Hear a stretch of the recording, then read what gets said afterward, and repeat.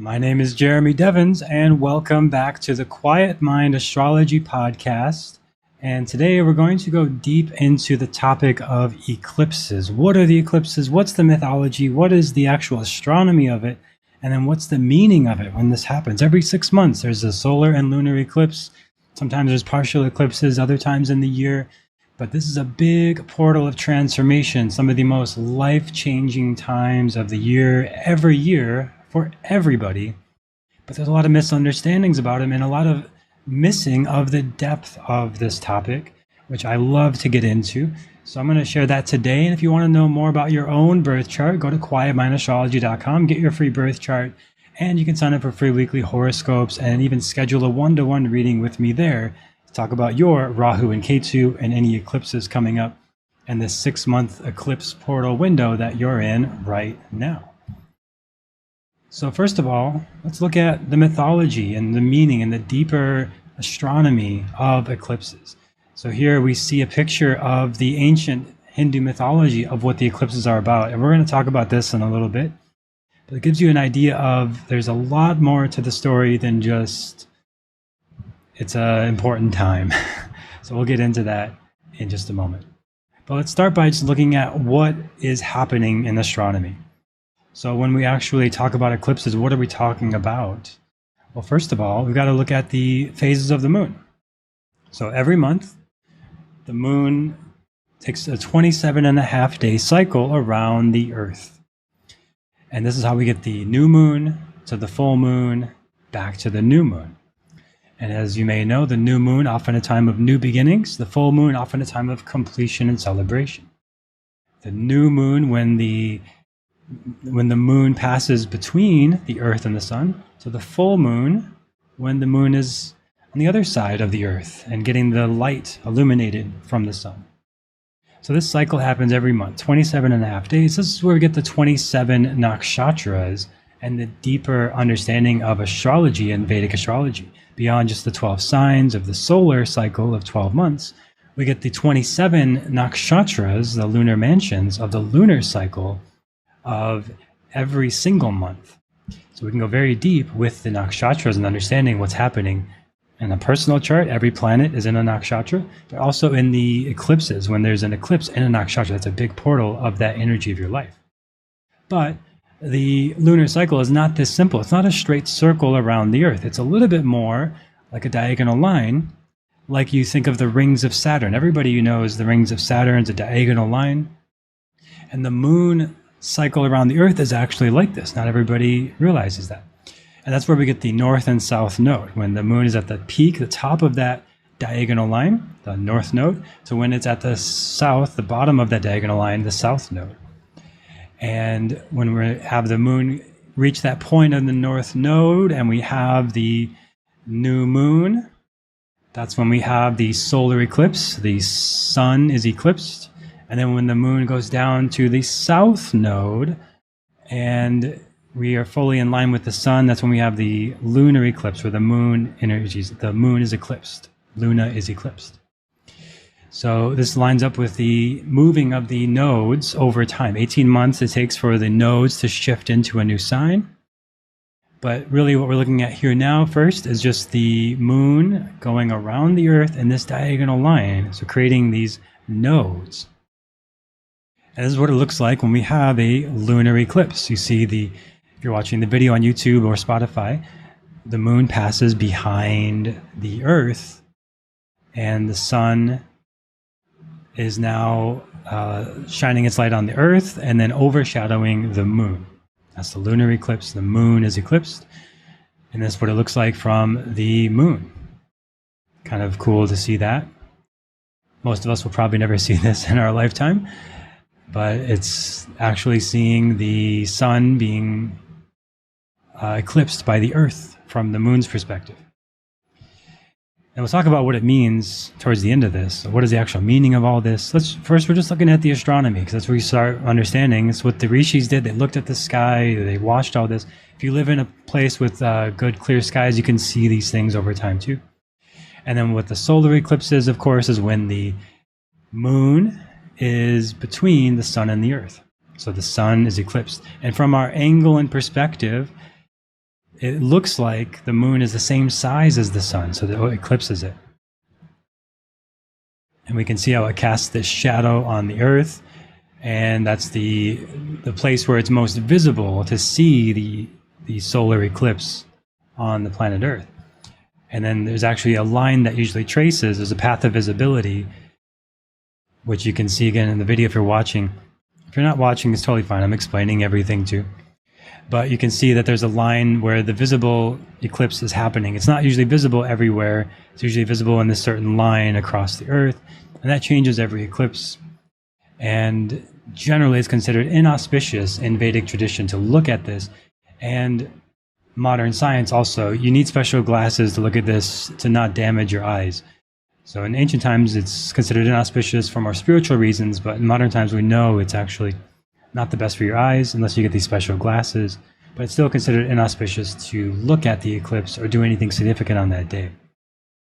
So in summary of what the astronomy is, again, you can see if you're watching the solar eclipse at top, the lunar eclipse at bottom, and it's all in Spanish because I'm in Mexico now. So nice to have the Spanish version here. And Luna, I love the word Luna for the moon, and then Sol for the sun, S-O-L, the Latin word. And we actually understand the soul through understanding the sun. And we can be lunatics when there's the full moon and the lunar energy is most dominant. But again, you can see this here. This is the astronomy of what we're talking about. Pretty straightforward. But now let's talk about the mythology of the eclipses. So this is where now we look at the ascending and descending node, the ascending node Rahu, the descending node Ketu, and go into deeper understanding of what's happening here from the ancient Hindu perspective, because it's so much deeper than just the astronomy. So in Hindu mythology, Rahu and Ketu are celestial entities known as the lunar nodes. They are considered shadow planets because they're not real celestial bodies, they are points along the path of the moon. So they're considered shadow grahas. And they're associated with the eclipses, both solar and lunar. The story of Rahu and Ketu is often recounted in the mythological narrative known as the churning of the ocean, Samudra Manthan. I'll take a look at that in a moment. So what do they say about the eclipses in the old texts? Well, when the moon, lighted by the sun, affects the sun with the darkness of its shadow, solar eclipse, when it is in line with the sun and the earth, then the person who does not know his area feels confused during the eclipse, and the regions too appear confusing. So it's a little bit poorly translated, but essentially you can see it's saying there's confusion in this time. And to the person who does not know his area feels confused during this eclipse. So there's a sense if you are sovereign, centered, intentional, on a spiritual path, conscious, this won't affect you as much. But if you're just kind of following your whims, going with the reaction to society and all this time can be very unstabilizing and you will not see things very clearly during this time, and this can be even more confusing time for you. Even for very conscious people, this can be a very confusing, uncertain time. I see it every year, every 6 months in the eclipses. People are like, what's going on? Where am I going? What's the next phase of my life? What's the next step? It's a time to reevaluate all that. So if you're on a spiritual path, it's not as bad. But if you're not on a spiritual path, it can be very confusing and difficult. So we see here the story of the churning of the ocean. So according to the myth, once upon a time, the Devas, the celestial beings, and the Asuras, the demons, decided to churn the ocean of milk to obtain the nectar of immortality. You can see this visualized here. There's a whole lot of deeper mythology I won't go into today, but kind of keeping it simple today. But they use Mount Mandara as the churning rod and Vasuka, the serpent king, as the rope. During the churning process, several divine beings and objects emerged from the ocean. Among them was the divine elixir Amrita, which both Devas and Asuras desired. However, Vishnu, in his avatar as Mohini, the enchantress, intervened to distribute the nectar only to the Devas. So a little bit of review of what we're saying here is essentially the Devas and the Asuras, the celestial beings and the demons. We could say angels and demons, we could say good guys and bad guys, are now having this sort of churning, this sort of battle that is to bring about this nectar of immortality of Amrita. Now, this is not just a fanciful idea. This is something we can all understand internally. We all have these internal angels and demons, good guys and bad guys, positive and negative energies within all of us. Just like every atom in your body has a proton and neutron, there's negative and positive potential in everything and every being. And when those things engage with each other, like in the teachings of Carl Jung, who I love, where he talks about engaging with the paradoxes of the light and shadow within ourselves, not shying away from them, not avoiding them, not projecting them on others, but actually owning them and integrating them and churning these energies within us, we create an access to this, well, so many things, but one of them is this divine elixir, this nectar of immortality, or Amrita. And this can happen through just going deep within through meditation, through spiritual discipline, through tapasya, the spiritual discipline like a yoga practice or meditation practice or a service practice, volunteering, any sort of discipline you take on, mantra, chanting, pranayama. This engages with these parts of ourselves. Therapy, any sort of healing modality, you're engaging with the shadow and the light, the devas and the asuras within ourselves.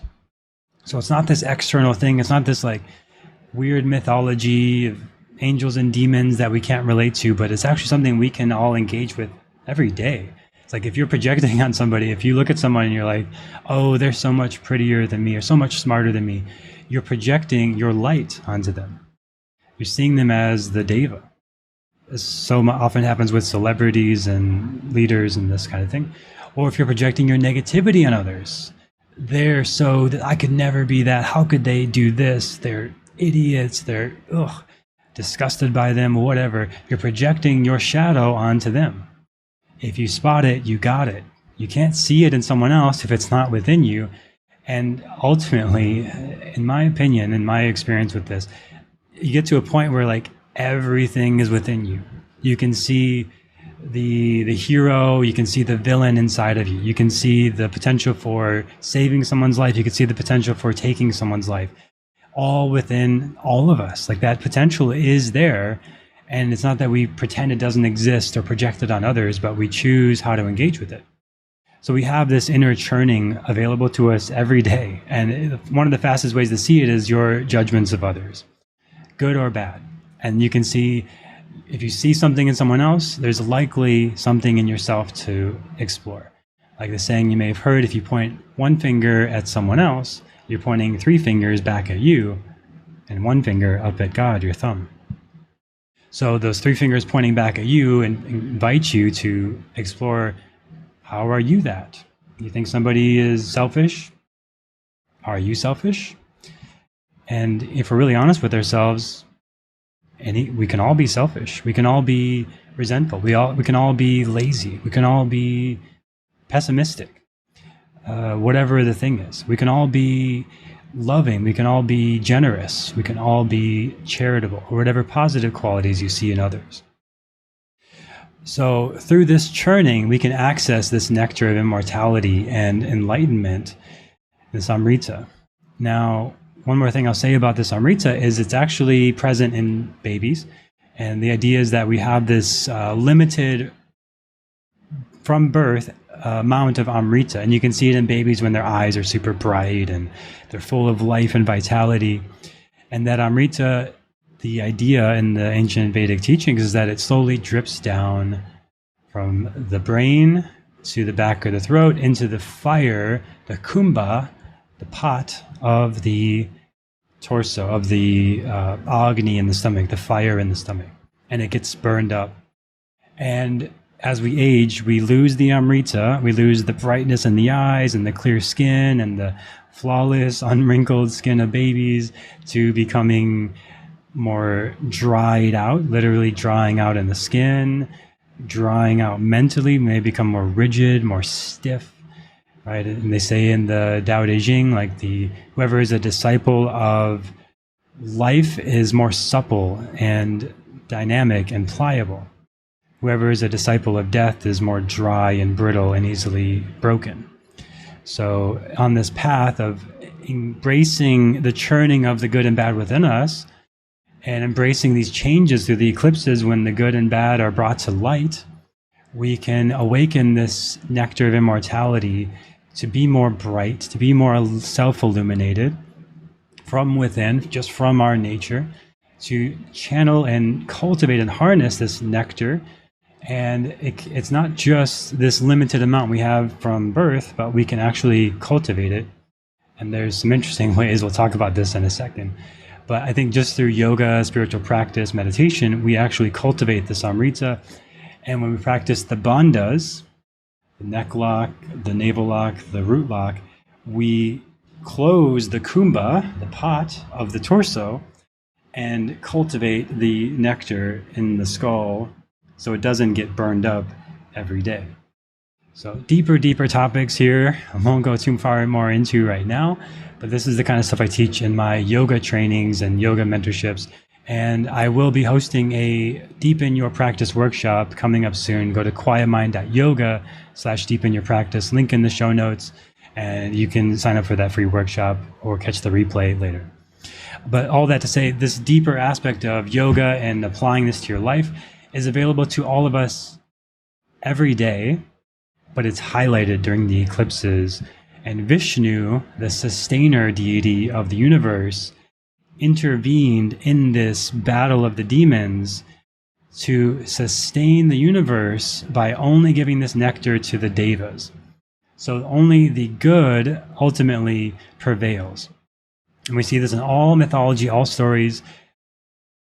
Darkness has its time, and then good always prevails in the long run. And I think of it as like a 51-49% split. And there's even been a lot of research on flipping coins. And usually you'll see 51% heads, 49% tails. So my interpretation of all that is the universe is perfectly balanced, but just 1%, just a little bit more in favor of the good over the bad. There's always going to be bad. There's always going to be negative, but it's like 51% good, 49% bad. And if we pretend we don't have any bad, we're just disowning parts of ourselves. We just project it on others. We lose access to the truth, to our strength, to our power, to our immortality, to our vitality. You know, obviously, I don't know anybody who's immortal. I don't know if it's really possible. In the old text, there are mentions of immortal people, but I think reasonably, we could say for sure, might live a little bit longer, healthier life if you're a little more optimistic and a little more feeding the positive energies in your life and integrating and working with the negative energies, not disowning them. And the eclipses are the opportunity to do that, where we have this cosmic battle within ourselves of the angels and demons, the good and the bad, the yin and the yang, the light and the shadow. So much more to say in this picture, but we'll just leave it there for now. And we'll talk a little bit more about Amrita, what it says in the Hatha Yoga Pradipika. And of course, the Hatha Yoga tradition, the Vedic tradition, they overlap a lot. So I'm going to mention the Hatha Yoga Pradipika, which is around 1400 CE. So this text is pretty significant and a few hundred years old. But it says, Amrita, the liquid of immortality, is like nectar.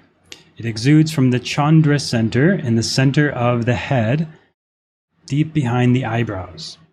The juice is saltish, similar to ghee, with the consistency of honey. Who swallows this clear liquor dripping from the brain into the heart, and obtained by means of meditation, becomes free from disease and tender in body like the stalk of a lotus, and will live a very long life. Have you ever experienced this? I can't say I've had a dripping honey at the back of my throat, but I've talked to yogis, I've watched documentaries, I've heard yogis talk about this, like people who it's their lifelong practice of yoga. What I have experienced through like immersive week-long meditation yoga retreats, hours and hours of meditation yoga over a series of days, these kind of practices I've done, there is a sweetness in the back of the throat I've experienced, a sort of wetness in the back of the throat. I don't know if it's this. I can't say for 100% certainty I've experienced this, because to fully experience this is a practice of Kachari Mudra, which I don't know anyone personally who's done this, but it's written that you do this by curling your tongue back to the to the palate, upper palate, and beyond, up over the upper palate, into this place where this nectar resides. To do that, you have to cut the bottom of the tongue. And for some people like me, the tongue is attached pretty much all the way to the tip. I actually tried to get my tongue pierced as a teenager, but I couldn't do it unless I cut that. Didn't seem worth it to me. But you look at someone like Gene Simmons, the bass player for Kiss, obviously he has one of those longer tongues, and I think it's called the frenulum, the connection there under the tongue.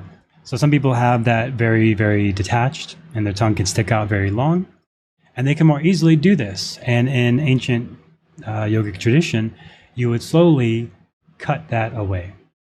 Sorry for the visual if you're very sensitive to this, but that's what they would do. They would slowly cut it a little more, let it heal, cut it more, until their tongue could stick out really far along and they could roll it up the back of their throat like this. And you can see a little bit in the image, the pink tongue collecting this nectar of Amrita from the back of the throat down to the throat. And there are yogis who claim to do this in India. And again, I have no personal experience with it, but I do have experience with doing extended yoga practices and experiencing a sweetness at the back of the throat, not from food, not from water, nothing else, just this natural kind of what I think may be the Amrita. And that idea is that you are generating this Amrita and cultivating it. And when practicing the bandhas, you're cultivating it around the brain and not letting it just be burned up in the kumbha, in the pot of the belly. And you're cultivating this energy. So that nectar of immortality comes through deep inner work and also through deep meditation. And we have access to it right now, all the time, every day. And you can see this example of a yogi meditating on the moon and the sun and cultivating this energy. But let's go back to the mythology now. So we know this is what it's about. These devas and asuras come together. They're churning the ocean, demons and angels, to bring out this elixir of immortality. And in all of this churning and intensity happening, one of the demons snuck in. So as the nectar was being distributed, right, they cultivate this nectar. Vishnu takes this form of this goddess to give everyone, okay, we got the nectar as the angels, let's drink. But one of the demons snuck in. This is Rahu. And if you're watching the video, you can see the picture of the demon here holding the cup of Amrita and beheaded by this form of Vishnu, the sustainer of life, by a discus, a chakra, a wheel. So Rahu disguised himself as a deva and managed to drink a few drops. Sometimes they say just one drop of the nectar of immortality, and that was enough to make Rahu now immortal among the gods like Surya, the sun, and Chandra, the moon. And Surya and Chandra, the sun and the moon, saw what was happening. They're gods, they're devas. Like, wait a minute. Look at that. He's not supposed to be here. And then Vishnu's like, you're right. Off with your head. But too late. Then the drop of immortality had already gone down the throat. And now the head and the body are both immortal. So the head is what we know as Rahu now today. Ketu is what we know as the body. Vishnu, again, like I said, used the Sudarshan chakra, the discus, to cut off Rahu's head, just as he was about to consume the nectar. However, because Rahu had already tasted the nectar, he became immortal. His severed head became Rahu, his body became Ketu.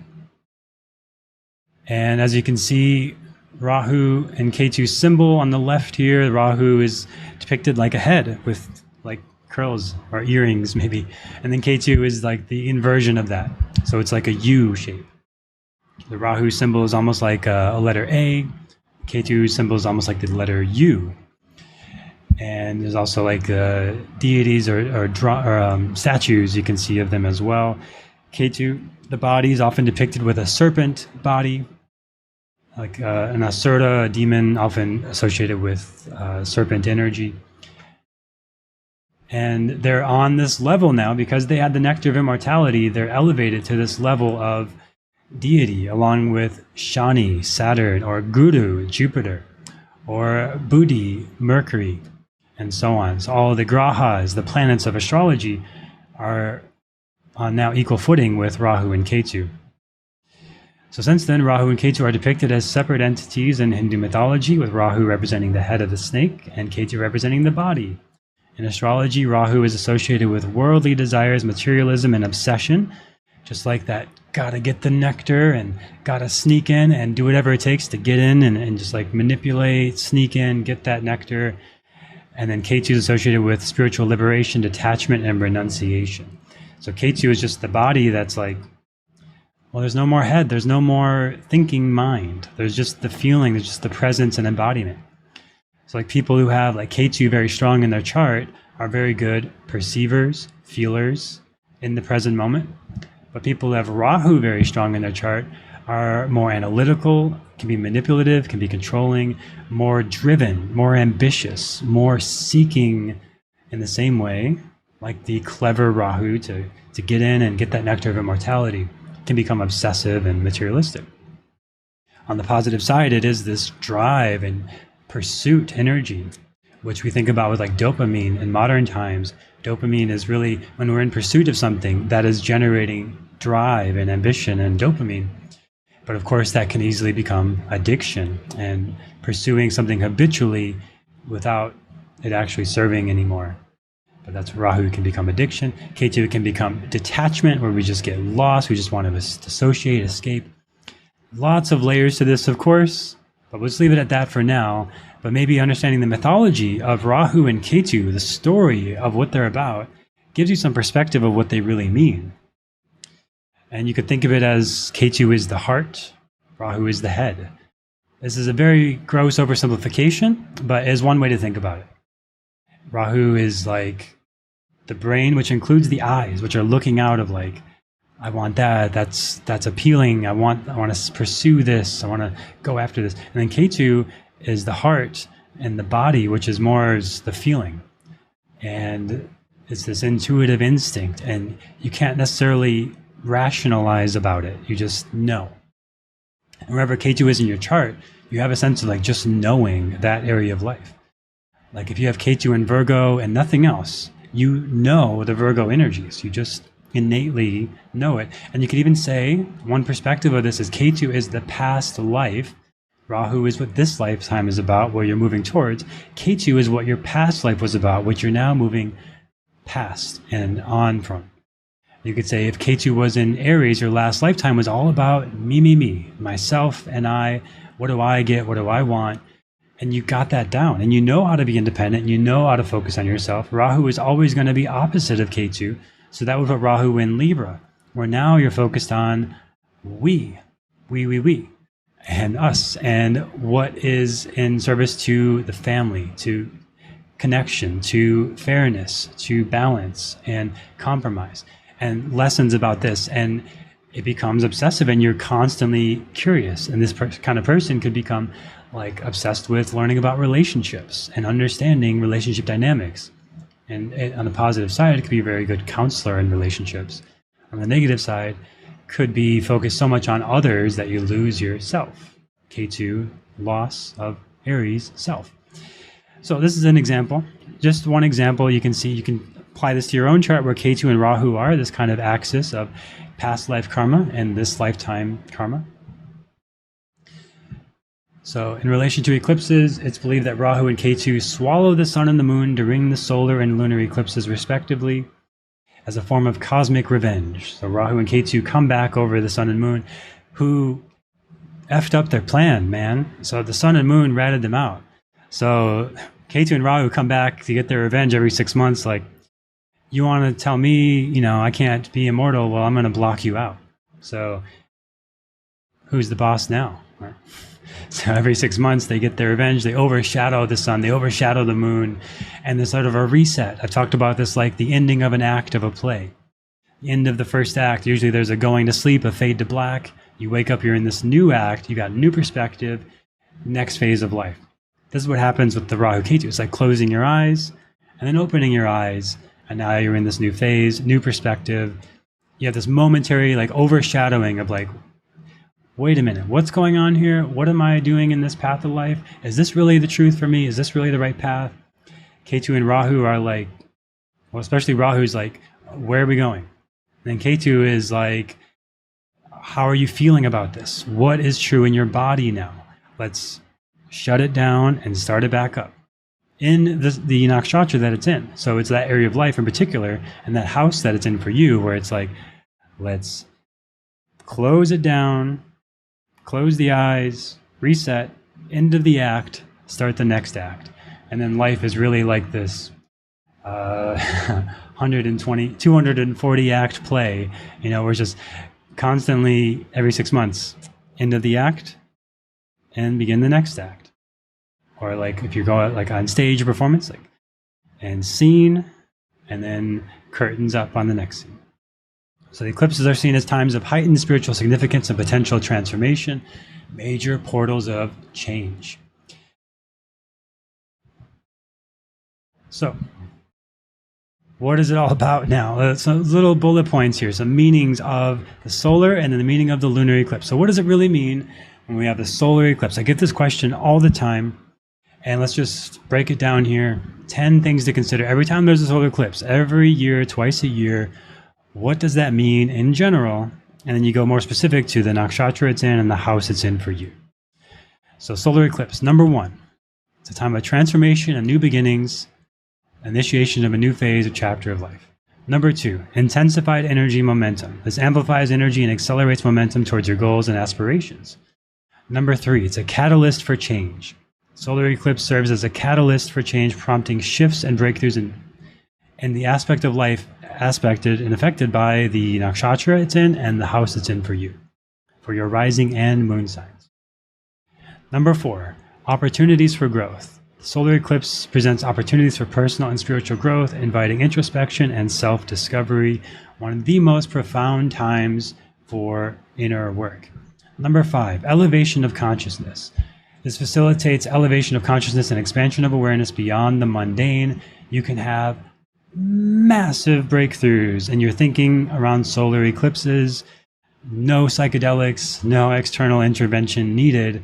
Just through being alive and present and aware to your life, you can have massive breakthroughs in elevation of consciousness. Number 6, breaking patterns and barriers. The solar eclipses encourage breaking free from limiting patterns and barriers, fostering liberation and empowerment. If there's something that's not in alignment anymore, what are you waiting for? If not now, then when? This time is really calling you forward to say, what do you really want? What's in the way? Why aren't you doing it? Number 7, manifestation and manifesting power. The solar eclipses enhance manifesting power and the ability to materialize intentions and desires. It's a very potent, fertile time, possibly for conception, like literal children, but also for any sort of creative inception, for any sort of idea, anything you want to manifest. Manifesting is basically channeling down from the crown chakra to the vision in your third eye, right? The spiritual divine alignment from this intention, connection to the divine, to the vision. So now you're speaking it into reality through your throat. You're making it manifest from your heart, through your hands, into the physical world, into your power in your solar plexus that take action and do it. Your second chakra of creation to birth this thing from the womb or the sexual organs. And then down to the root chakra where it's the most dense and material. Now you've manifested through the chakras, through this energy. That can happen really fast on the time of the solar eclipses because it's beginning this new act, and like things can change, things can happen fast. You see this a lot in movies. No new act starts and like we're off to the races. New stuff is happening. Number 8, alignment with purpose. The solar eclipse supports alignment with higher purpose and soul's calling, guiding you towards fulfillment and authenticity. When you're out of alignment, you feel it, you know it, or you're told, or you get the reflection, and it's almost impossible to change. You can resist it. You can dig your heels in. You can not change, but you feel it. It's like if you're in a yoga class and you're out of alignment in a pose, and a teacher comes by and just touches you like right on the ribs where you're out of alignment, and you feel it. You can't ignore it anymore. Your awareness has been woken up to that misalignment, and you don't have to do a whole lot to change it. It's just, oh, okay, I feel my ribs turning right, and I'm going to turn a little bit left. It can be very, very subtle, small changes, but those misalignments become more obvious and more difficult to ignore. Number 9, creative inspiration and innovation. The solar eclipses spark creative inspiration and innovation, fostering exploration of new ideas and possibilities. So fun, so exciting. What do you want to create? What do you want to start? It's a new moon, of course, as well. It's the solar eclipse. The sun is eclipsed. It's a new moon, so it's a new beginning. And then number 10, harmony and balance. This time promotes harmony and balance, both internally and externally, aligning with the natural rhythms of life. Where things are out of alignment, now you want to find balance, harmony, and bring things back to alignment and move closer to your Dharma now, which is an always moving target, evolving thing. When we talk about balance, like in a yoga context, if you're in tree pose, balance is never static. You're never locked into one spot and you never move. Balance is dynamic. It's always a little bit left, a little bit right, a little bit forward, a little bit back. So when you're finding balance in the time of the eclipses, it's dynamic, it's subtle. Sometimes it's just a very small internal awareness shift. Sometimes it's a little more grounding down so you can be more balanced. Sometimes it's a little more leaning to one side. Sometimes it's using a wall for support and you need some help during the eclipse to find your balance so you don't fall over. And then sometimes you gotta fall over. And that's part of learning too. It's just as important to fall over and get back up. And I often say this, and I'm not just saying this, but in a yoga class, the person who's falling in a balance pose is probably actually learning and growing the most of anyone in the class. If everyone's perfectly holding a pose and finding that little bit of a subtle balance, great. But for them, it may have become easy. But for the person who falls, and if you go through the eclipse and you fall and things just fall apart and it's messy and ugly, you're probably learning the most, more than other people. And it's actually a gift. It's actually a spiritual gift and a beautiful thing. If you're on a spiritual path, wonderful. If you're not on a spiritual path, it sucks. So you're here, you're on a spiritual path, so it's probably a wonderful thing. So that's our quick look at 10 meanings of the solar eclipse. So anytime you're curious, every time the solar eclipse happens, come back to this episode, refresh your mind what it's all about. And regardless of the sign, nakshatra, house it's in, these are the major themes. Now, transformation, new beginnings of what? Well, look what nakshatra it's in, look at what house it's in. Intensified energy and momentum around what? Look at what house it's in, look at the nakshatra it's in. And this will help you understand what it means when you go through this portal every 6 months. And now, the other side of that is the lunar eclipse. The yin and the yang, the light and the dark, always in this churning throughout history, throughout all of mythology, all stories. What's the meaning of the lunar eclipse? Number 1, it's a time of spiritual liberation and detachment, which encourages detachment from your worldly concerns and facilitates spiritual liberation, the strong Ketu energies.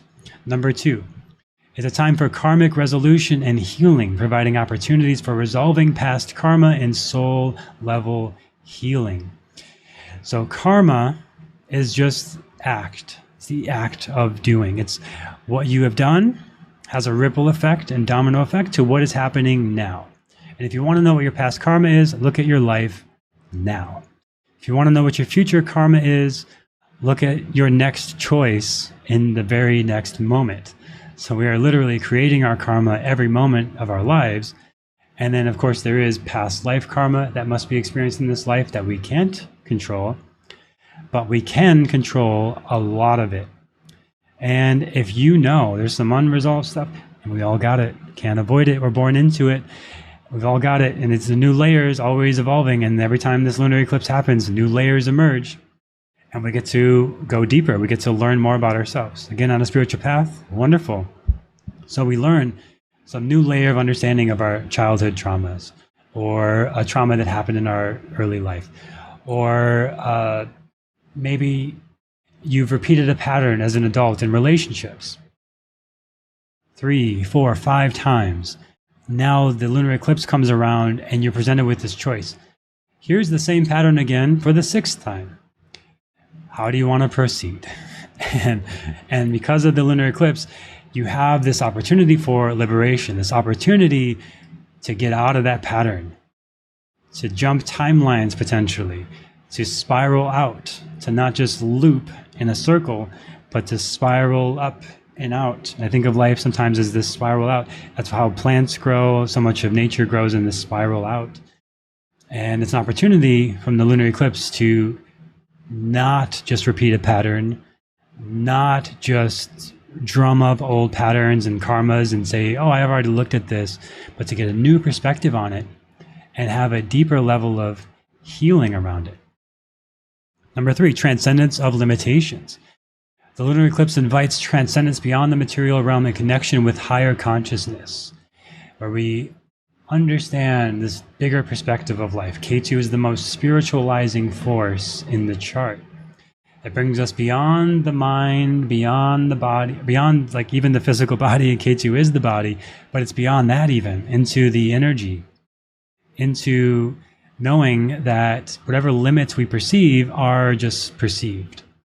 If you think, I could never do this, who am I to blah, blah, blah, Ketu says, so what? Do it anyway. Number 4, intuitive insights and inner wisdom. The lunar eclipse enhances your intuition and access to inner wisdom and guidance. One of the best times for meditation, spiritual practice, and even if you're not doing that, you just go out in nature, the trees will talk to you, nature will talk to you, insights will just come. It is just gifted to you by the universe, even if you're not trying, but if you are open to it, if you are creating the space, even better, it can come through more clearly, and then maybe you don't have to repeat the cycle again and again and again. Number 5, sudden shifts and revelations. The lunar eclipses may bring sudden changes, endings, or revelations, prompting adaptation and growth. So many big chapters of life close and begin around the eclipses. Number 6, spiritual guidance and protection. The lunar eclipse offers spiritual guidance and protection on the journey of self-discovery and growth. So know that as you go into this deeper work, into this letting go, it can be scary, but you're protected. And it's actually, in my opinion and my perspective, and my experience of testing this out over the years, when you hear the call, you get the message, it's clear. It's time to let this thing go. It's time to detach. K2, let it go. And you don't let it go, you suffer. In my experience, I suffer. When I do this, I suffer. When I've done this in the past, I've tested this, I suffer. It seems safer to hold on to the familiar. It seems safer to not let go. But when the message is clear, when you know, when your intuition is like lighting up, you try to ignore it, but you can't. Every time you ignore it, you get another sign, you get another intuition. Yeah, that's the thing, let it go. Move on. If you ignore that, again, I speak from my experience. When I've ignored that, I've suffered more, and I still had to let it go eventually, or it was taken away from me, and is feeling like this effect to the universe where it happened anyway. It's like I knew it was time to leave this place, but then I got robbed. And it's like, okay, I just need to get the F out of here. I should have listened when I had the nudge, and it became a strong elbow into my ribs, and then it became a shout, then it became unignorable, time to go. So ideally, you hear it when it's a whisper, because you're creating silence in your life, you're creating space. Quiet mind astrology, it's creating quiet in the mind to hear the true self. Yoga Sutra 1.2, yoga is the quieting of the mind. Yoga is chitta, vritti, nirodha, so that the true self can speak to us, so we can listen to the Atma and the true self. And when we hear that, the message becomes clear. Only you know what it is. It's time to let this thing go. Maybe your best friend knows as well, and they can tell you the truth. And if you let go, you're protected. It's going to be okay. Number 7, mystical experiences and spiritual awakening. The lunar eclipse facilitates experience of spiritual awakening and initiation into higher truths. It's serious stuff. I have many examples of this. I'll just say it can be very powerful initiation. And if things happen around the eclipse that are like, what the F? This is intense. I don't know if I can handle this. If you see it as an initiation, it's for your growth.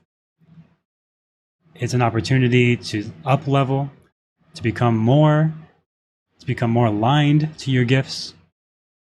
And if you see it as the universe challenging you, calling you forth, calling you to adventure, like the hero's journey, it's a wonderful thing. And you become this new person. Like the person you become on the other side of an eclipse is not the same as you were 6 months ago. And if you can look back at yourself 2, 3, 4, 5 years ago and say you're the same exact person as you were then, you're probably ignoring a lot of important messages from the universe. I doubt that you are the same person. I doubt you would make the same choices. I think you might have some really good advice to your past self, knowing what you know now. Stepping through that initiation. And initiations are not supposed to be easy. They're supposed to be difficult. When we're born, it's not easy to be born, to come out of a body of a human, to push a human out of your body if you're a mother. It's not easy. It's painful, it's messy, it's extreme.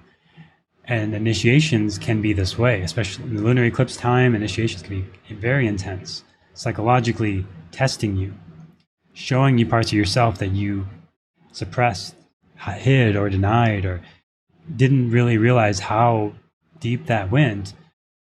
But it's initiation for your growth, and it's an opportunity to become more aware, more present, more yourself, more aligned with your gifts, more able to serve others ultimately.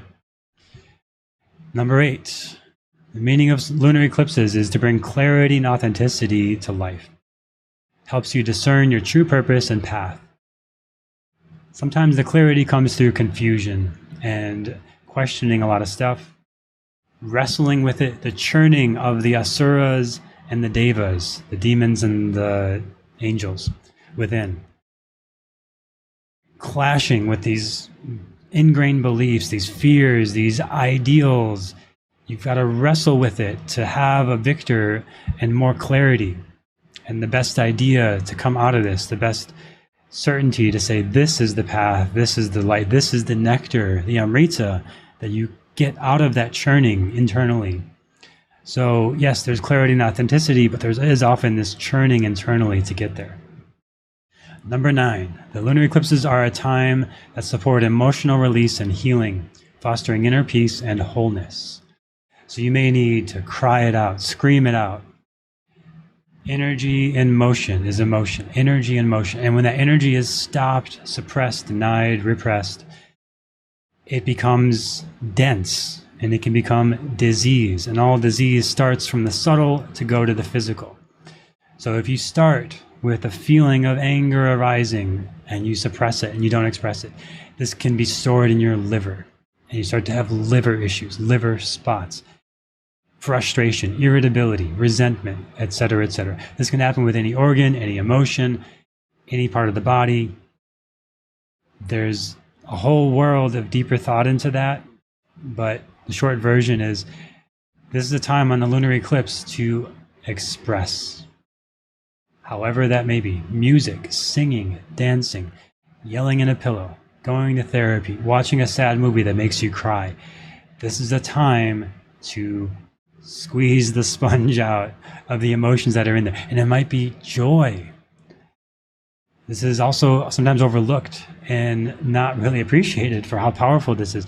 You may have unexpressed joy and gratitude. I think it's often easy to focus on the negative and to fixate on what's wrong or what's missing or what's lacking in our lives. Our brains are actually designed for survival to look for threats and danger. So we may notice the negative more and fixate on that, but there may be some positivity to express. Gratitude for somebody, love for somebody, and like how beautiful is that to have unexpressed love that you can squeeze out around the time of the lunar eclipse and really let someone know how you feel about them, how much you appreciate them, how much they mean to you. So whatever emotion it is, this is the time that you can express that and release it. And now it creates space, and energy can flow more easily through your system. And you're no longer a kinked up hose where there's some stuck anger here, there's some stuck joy over there. It's flowing, it's open, it's moving. Energy can flow through you more easily, and you can be a channel for the divine. And now you have more access to allow whatever wants to come through in the next phase of life without digging your heels, without resistance, without energy getting stuck. So around the lunar eclipse, let it move through you. Find a way to have an outlet for your energy, your emotions. And finally, number 10, the lunar eclipses are times of integration of past experiences. They facilitate this integration into present reality, aiding in personal evolution and growth. So things from the past, maybe past lives, I don't know. I don't really go into that too much, but I can say for sure, early childhood karma, I've experienced this a lot around the eclipses, deep inner child healing, old relationship patterns becoming illuminated of like, what, how did I not see that? Repeating this and that pattern. It just takes time. You know, we mature, we age, we see these patterns in new light over and over again throughout life, and new perspectives and things that we forgot that we knew. This is the time of the lunar eclipse where now we can integrate that past, current or past lifetime experience and wisdom, and now have that be a part of us that guides us forward. Rather than suppressing it, overriding it, ignoring it, now we've integrated it. We've integrated the insecurity. So now if somebody calls me a name or something, it doesn't affect me because I've integrated my own judging voice and I have a relationship to it. It's like, sure, I can judge myself, you can judge me, whatever, you know, or whatever the thing is. You integrate these things and now they become more whole, right? We talk about integration, it's about making things whole, more complete. And I think the whole lifetime is about becoming more whole, not just, I am a sun in Aquarius, or I am a Libra rising. That is part of you. But we all have this inner wholeness that we're moving towards, and the eclipses move us towards that. And integrating the Ketu elements, the lunar eclipse, the emotions, the mind, the spirituality in our lives gives us a more holistic perspective of the universe. Because when we talk about spirituality, we're talking about seeing the divine in all, seeing all in the divine, the Atman in the Brahman, the drop of the ocean in the ocean. We see the bigger picture. And from there, all of this form and identity, prakriti of human experience and work and helping people and career and children and creativity, all the things we do, it becomes a little bit less dense, a little bit lighter, a little bit more free, a little bit more like when we're kids and we just play and we just let creativity flow through us. How cool is that? The lunar eclipse gives us an opportunity to free up energy, to be more creative, more inspired, more allowing life to flow through us. So again, anytime the lunar eclipse happens, every year, twice a year, no matter where it is, these are the qualities, these are the energies we're talking about. And every time the lunar eclipse comes up, I'm going to get more messages. What's this all about? What does this mean? Come back to this episode and you can review here. So this is what the eclipses are about. They can be a bit confusing at times. So this is why I'm always going to get these questions every eclipse season. Come back here. I'm going to refer people to this episode over and over again. So when that confusion comes in, this episode can hopefully give you a little more clarity, but we also need to go through that confusion time. Like no matter how enlightened you are, we all need to go through our stuff. We all need to go through our lessons. We all need to go through our ups and downs and our times of confusion and clarity at different levels in different areas of life. It's part of the cycle. Nobody's immune to it. Nobody's exonerated from it. So when it happens again, come back here, review this, and know you're protected. It's for your personal growth. It's for your spiritual growth. There's life lessons unfolding. It's bigger than we can possibly know, but we can do our best to be curious about it and say, maybe it'll play out like this. Maybe I'll play with these energies this way. Let's explore this. What if it goes this way? And it can be this fun exploration and discovery.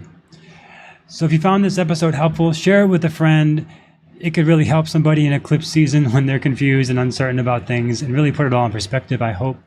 And leave a review on the podcast if you found it helpful. That also has a huge impact on helping more people see the podcast and learn this amazing ancient system of Vedic astrology that's so incredibly powerful. It's what I wish I had growing up, and it's been so life-changing for me and helping me get out of depression and find my path in life.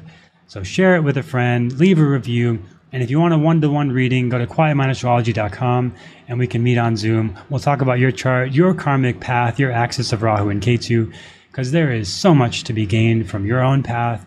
And then every 18 years, you go through your karmic return of the nodes. That's a big deal every 18 years of your life. So there's a whole lot to look at your own personal chart, and Rahu and Ketu are really big factors in all that. Thank you for listening, and look forward to sharing more with you next time on the Quiet Mind Astrology Podcast.